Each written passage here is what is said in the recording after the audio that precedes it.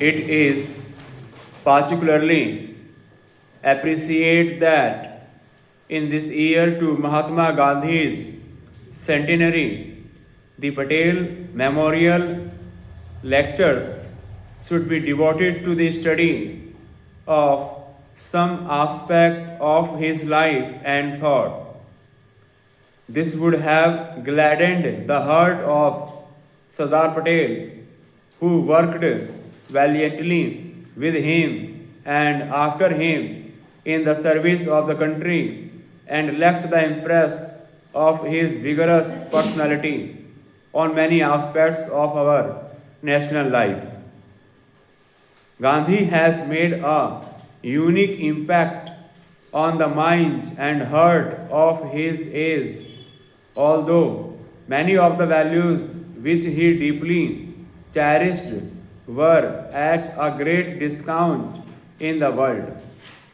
This is a good opportunity for us to assess some of the results of this impact as objectively as possible and to examine his relevance to the modern world. There are many persons, not all by any means his detractors, who sincerely think that the Gandhi era is over. They organize that he provided brilliant leadership in the fight for freedom as well as in many other fields, where results are neither easily perceptible nor quick to mature, but having done that, his role has been completed, and many of his teachings are not really valid now either for India or the world. We would do well to recognize this new trend, particularly in the younger generation, which did not have the stirring experience of actually seeing him and coming under the spell of his personality. Is this a really correct and complete assessment? I hope to examine some facets of this criticism in the course of these lectures. While I appreciate the relevance of this theme to the occasion, I do not quite know why I have been chosen for the honor.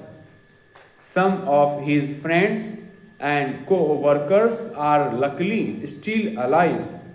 A few of them present in this hall who had known him longer and more intimately, whereas I came into contact with him mostly in the last decade of his life. They could have done fuller justice to the theme and spoken with greater authority. Also, only last December, one of his close co workers and a careful student of his thought had spoken on a somewhat similar theme. This is indeed good, but you will agree that this does rather queer my pitch. However, I am grateful for this invitation because it has led me to a restudy of Gandhi's writings again, and this has been an enriching spiritual experience. During the last 50 years, so much has been spoken and written about him, and he has himself written so much about his ideas, his values, and the course of his spiritual growth that it is difficult to find something original to say about him. Original ways of doing so, yes, original interpretation of his ideas possibly, but originality of content, hardly, unless, of course, like Arthur, who has the dubious gift of being able to see darkness at noon, one set out to prove that India would have been a better and healthier country if Gandhi had not existed. However, having been offered the challenge of this responsibility and having accepted it in a moment of mental lucidity, I shall endeavor to do my best. As you know, my first lecture is entitled The Lovable Personality of Gandhi, the second, Gandhi's Concept of Religion, and the third, Gandhi's Concept of Culture. I consider the last two to be particularly significant facets of this thought, both for India and the rest of the world.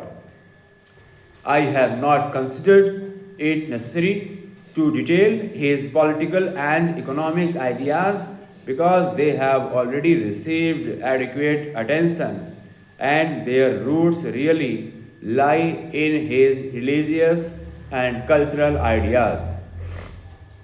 The best commentary on Gandhi is provided by Gandhiji himself, and therefore I have preferred to rely mainly on his writings and speeches and made them the starting point of my thinking. Particularly, his deeply moving autobiography, My Experiments with Truth, which provides an authentic account of his checkered unfolding, told with a courage, simplicity, and frankness rare in such documents of personal history. Many years ago, I had read the book and it gave me a glimpse of this mind, simple and intricate, modern and yet steeped in tradition. Some months ago, when I was in Canada, I happened to read it again, and it opened new vistas which I had missed at the first reading. Perhaps this is true to all great books. They do not yield their full treasures without the labor of thought and some assimilated experience of life. In the very introduction to the book, he has set the mood needed for its understanding. It is not my purpose to attempt a real autobiography.